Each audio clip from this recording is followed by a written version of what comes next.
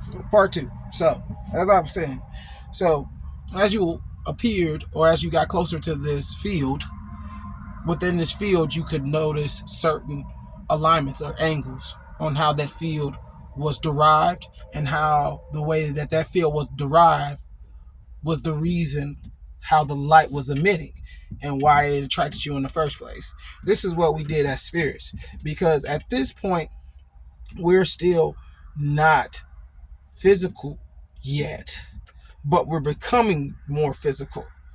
But in that space, we're operating as the observer, which is a more, a less biased position and a more connected space where the awareness of self is just enough. You know what I'm saying? The ability to emit a light and as a mind was a great thing. It wasn't something as small as or something just thrown away as like your basic ideas, thoughts and feelings and emotions that you have on a daily basis. Like no thought or feeling was really a throwaway. It was always you, even if it wasn't necessarily needed in that particular space or moment you were in, it was always used and utilized in some form of fashion, which is the same way we do with our thoughts and feelings in this realm, but it's less intense.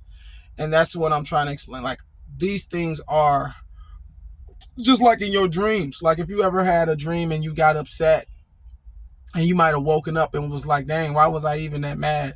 And you weren't mad like that when you got upset. That's because you were more in the mental body. You were in the mental body. And within the mental body, you have a greater connection to your thoughts and your feelings, which is your dealing with your senses.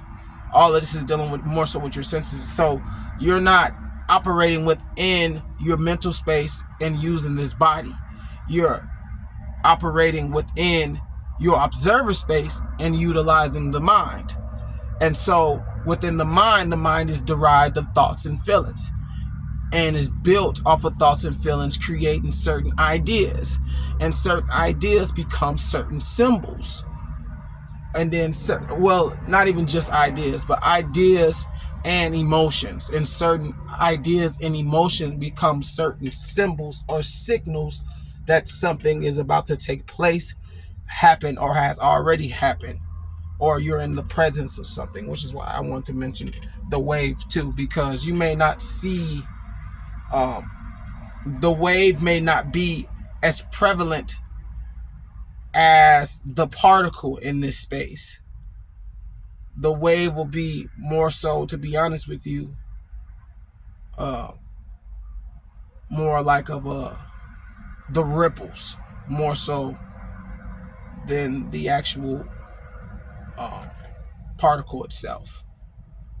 But you would be a particle. But I'm saying a wave as far as the wave is what you're emitting. And then as a particle, you don't always emit that wave. You know what I'm saying? Or even as a spirit that hasn't created a mental body yet, you're riding that wave, but you may not necessarily understand all it is to know about that wave or where it came from.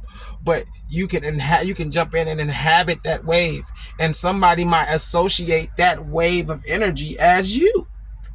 And if you're a wise enough spirit, you will know how to take the energy from that wave and derive your own energy, or shall I say conjure up your own energy and hop in that yourself and use it as well, or add it to your mental. That's what I'm talking about. But listen, 13 love, 13 wisdom, 13 knowledge, 13 respect.